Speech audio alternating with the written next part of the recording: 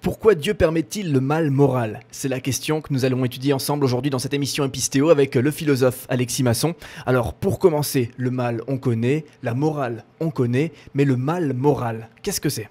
Alors les philosophes font la différence entre deux types de mal. Ils parlent d'une part d'un mal qui serait physique, le mal physique, et puis d'autre part d'un mal qui serait moral, le mal moral. Alors en quoi consiste la différence entre ces deux types de mal? Eh bien pour le mal physique, comme son nom l'indique, on l'appelle aussi le mal naturel, c'est un mal qui est engendré par un processus physique, par la nature, c'est-à-dire qui est dépourvu d'intention. On connaît des exemples assez classiques de ce type de mal, par exemple les tremblements de terre, les ouragans, les tsunamis, etc. Tout ça, ce sont des événements qui sont provoqués sans qu'il y ait d'intention derrière. Et puis d'autre part, il y a le mal moral, celui dont on est en train de parler précisément. Le mal moral, c'est quoi? C'est un mal qui est engendré par une personne responsable, une personne qui choisit ses actes, qui délibère, qui a des intentions. Alors, par exemple, on peut parler du vol, du viol, du meurtre. Dans tous ces cas, quelqu'un est libre et choisit de faire le mal. Mais dans la mesure où Dieu est bon, pourquoi permet-il le mal moral? Alors Dieu permet le mal moral, comme le disait Augustin, tout simplement parce que le mal moral permet un bien très nettement supérieur. En quoi consiste ce bien? Eh bien, il s'agit de la liberté. Pourquoi? Eh bien, parce que la liberté, c'est le fait pour l'homme d'être capable de choisir entre le bien et le mal. C'est parce que j'ai le choix que je suis libre. Si maintenant le mal devient impossible, c'est-à-dire si Dieu m'empêche de pouvoir pencher vers le mal, eh bien je ne suis plus libre parce que je n'ai plus d'alternative. Donc par conséquent, pour que je sois libre, il faut que je puisse faire le mal. Alors la question c'est, oui mais pourquoi Dieu voudrait des hommes libres? Eh bien tout simplement parce que Dieu a créé l'univers par amour. Il a créé les hommes par amour.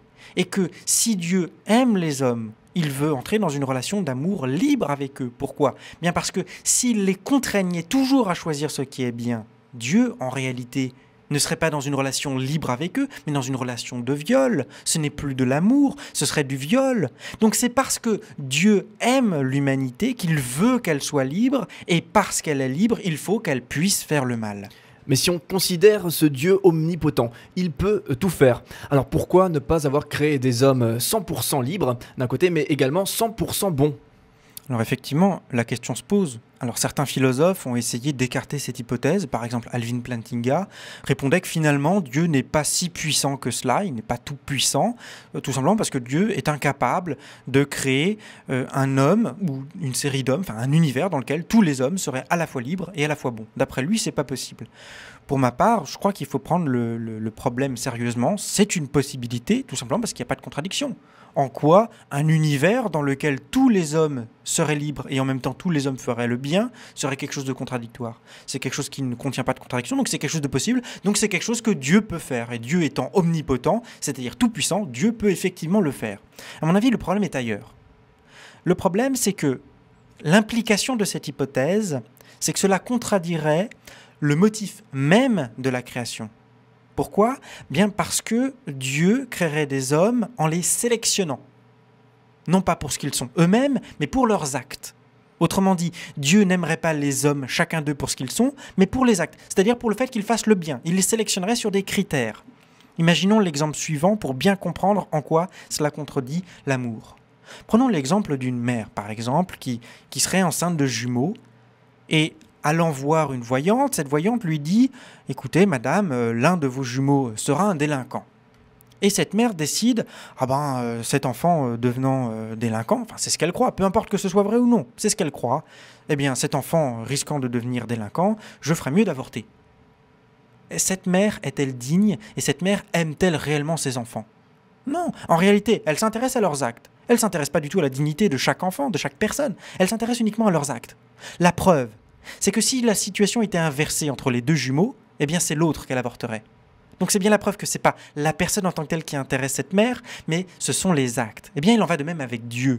Si Dieu s'intéresse vraiment à chaque personne, si Dieu aime vraiment chaque être humain, il considère la dignité de chaque personne et non pas de ses actes. C'est pourquoi d'ailleurs on ne peut pas torturer un homme qui a fait ceci ou cela, parce qu'il y a une dignité de la personne. Eh bien Dieu lui aussi considère la dignité de chaque personne et il aime chaque personne. Et c'est pourquoi il ne sélectionne pas et il ne pourrait pas sélectionner uniquement les bons et il laisserait de côté tous les mauvais. Parce que là, ce serait une preuve que Dieu ne nous aime pas. Mais c'est parce qu'il nous aime tous qu'il nous aime malgré nos actes. Et Dieu ne pouvait-il pas créer des hommes qui puissent penser le mal, imaginer des actes mauvais, mais sans jamais pouvoir les réaliser, sans jamais pouvoir passer à l'acte et justement faire des choses mauvaises?